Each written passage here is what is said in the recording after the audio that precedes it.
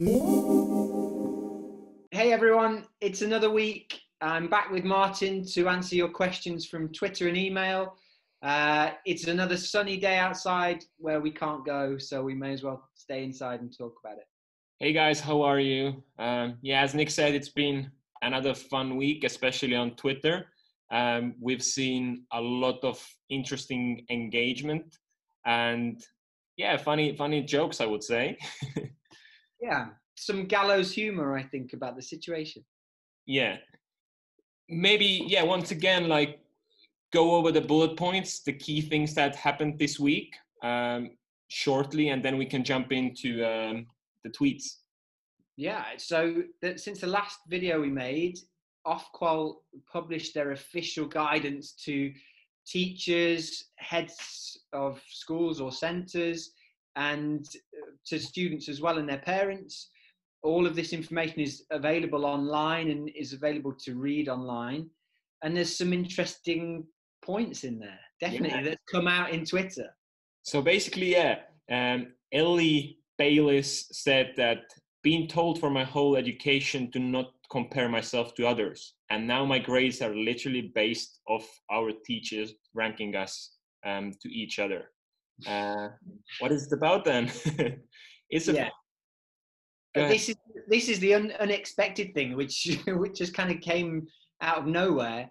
Is that not only are the teachers supposed to grade the students or decide what grades they would have achieved in their A levels or GCSEs, they've also got to rank them against each other. Yeah, so they're going to provide a ranking of students in the year group uh, in kind of ability order. Then I'm assuming that will be compared against school rankings. So the highest ranking students in the highest ranking schools, and down we go through the whole country.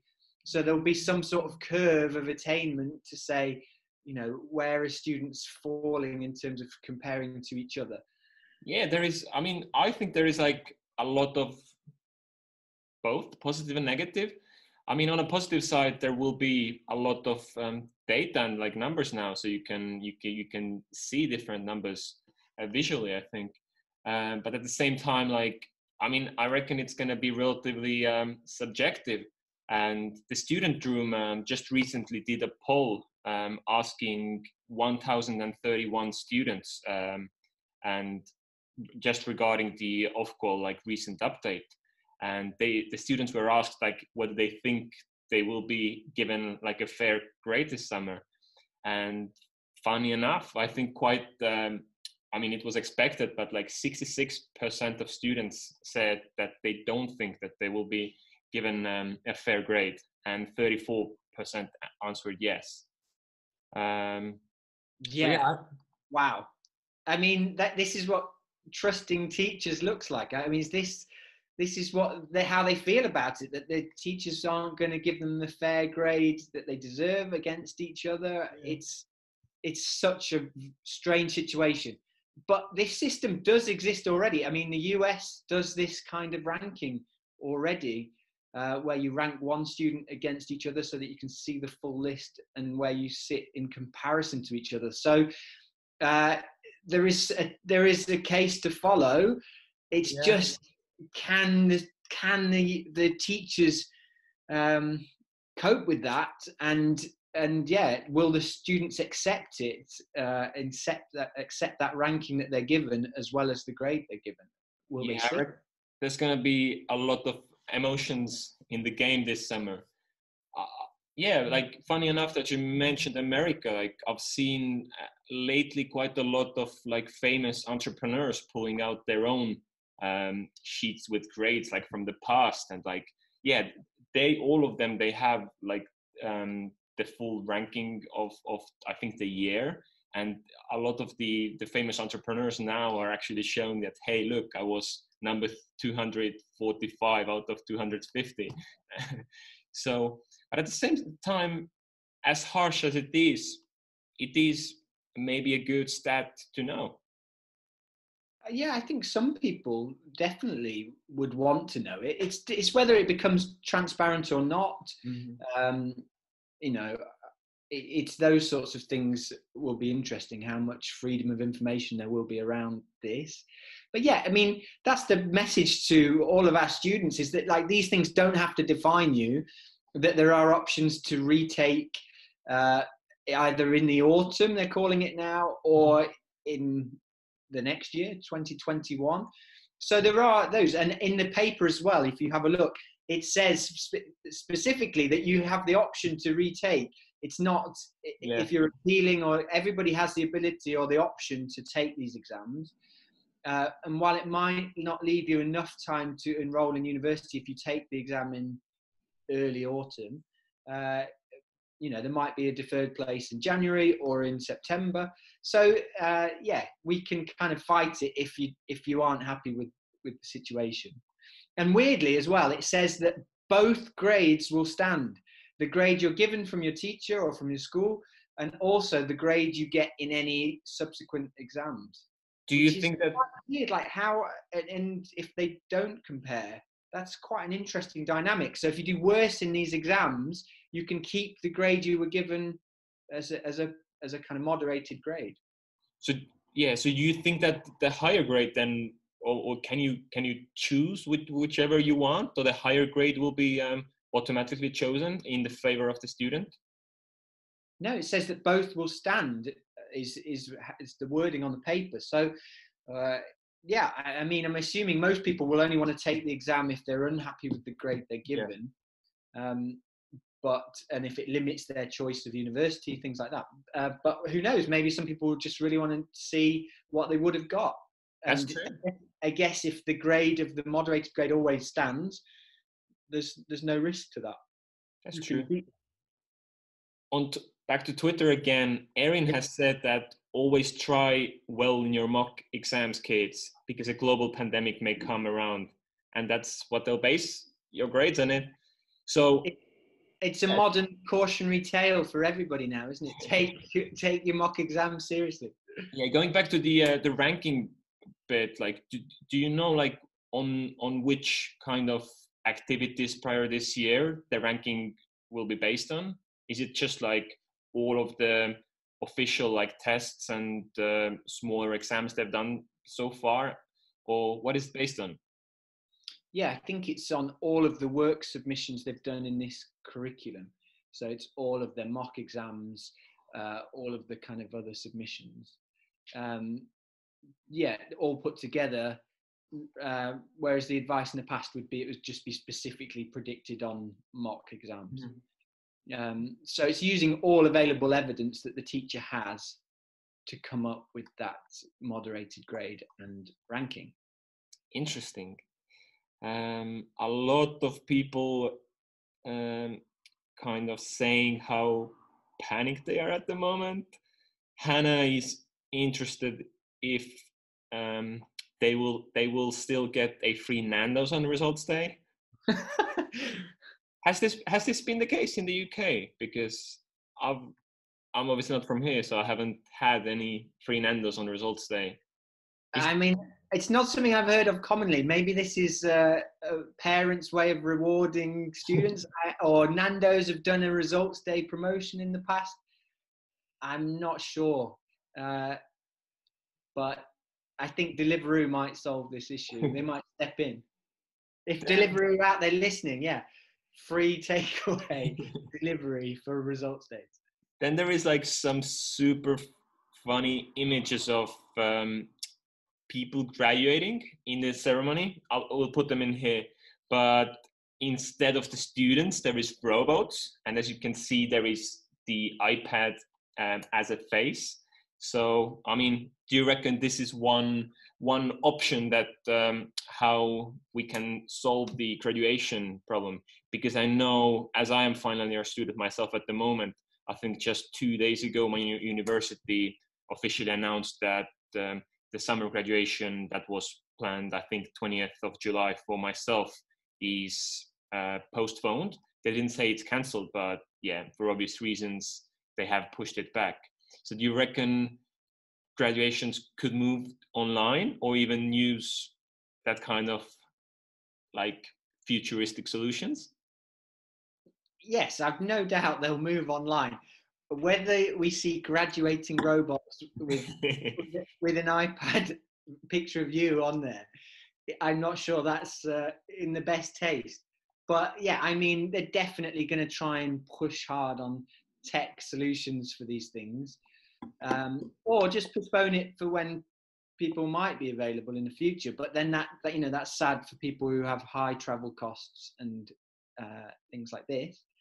So yeah, if you're seeing there's so much obviously influence now of technology coming into the sector, there are lots of universities. I spoke to Coventry University this week about them actually starting courses in May, but online. So you start them online, no problem. And then in the future, when you can join, that will be the case. Similarly, Kaplan are putting these in for foundation courses. You can start learning in the correct start date, but you'll just join the class in the UK when these sanctions get lifted and you meet the visa requirements. So people are putting loads of tech solutions into place, whether they're working or people are satisfied with them, but at least they're trying to bridge the gap with technology. Yeah, definitely. And I mean, this time literally, I think, shows like how digitally developed like different businesses in general are.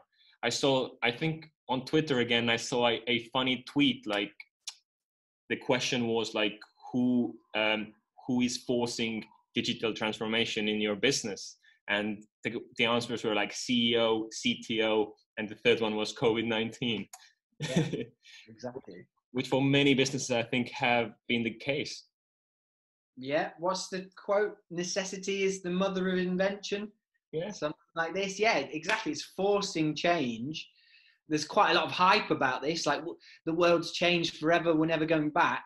mm-hmm. Well, we might go back in a few months, but there's definitely going to be lots and lots of innovations that come out of this, and lots of businesses that adopt technology, both for improvements but also for cost cutting. Talking about innovation, like I've noticed lately, there's more and more like virtual open days. I saw, I think, Coventry University doing for like the whole week. They kind of had the whole online interface where students can look around at the university. And I think like international officers were online answering questions like the office hours as well. Yeah, definitely. There's lots of universities have invested in virtual tours of campuses and things like that. So they're using these resources. Others are creating virtual open days where you can actually log in, ask questions from different academics and students and things like that. So you get all the resource of an open day. Other providers are coming up with kind of big recruitment fairs, mm-hmm. Lots of people at a desk like this where they can answer your questions, and you can go around as if it's a trade exhibition and actually talk to people. Yeah. I think the big thing for us, and particularly for OK Student, is that we're really well connected. We can literally connect you to somebody in the international office who can answer your questions, who's probably sat at home, really wanting to be able to talk directly to students. So while we could put on quite big kind of technological solutions, the principle is there that actually you just need to ask and we can connect you, and you don't have to sit on hold in an admissions queue or something like that. We can connect you to the people who actually it's their job to answer your questions. So definitely just make an inquiry through us, and we can connect you and get you talking to the right people, just like this. Wonderful. Yeah, should we just kind of tie up this one now? Yes. Yeah, do you have more things? Yeah, one thing that I saw, I think, on UCAS Twitter, again, is that they put together a really good guide regarding to the student finance, where you can find the latest information. Like, I know Student Finance, essentially they opened up their like lines again, so you can get information from there. But yeah, we'll link the kind of the link to the document in the description, so you can find it from there. Yeah, perfect. It's kind of, this weekend is the Easter holidays, but all the universities and UCAS and everyone are working super, super hard behind the scenes to try and come up with the correct policy and the way they're going to fairly accept students, and also all the different minimal solutions. I mean, so the specific solutions. We had a question this week from a student who was struggling to get a second reference for a master's from his university because people aren't responding, the teaching staff aren't engaging for whatever reason. And so he was saying, I can't get this reference. And what we did is actually go to the admissions office of that university and get that waived.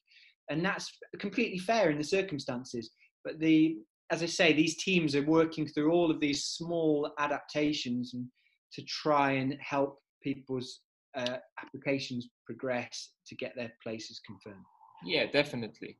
When this Friday Q&A is live, I think by that time your interview with University of Worcester representative Tadas is live as well. So make sure you check that out, which you can find from the description as well. I think that was a good one.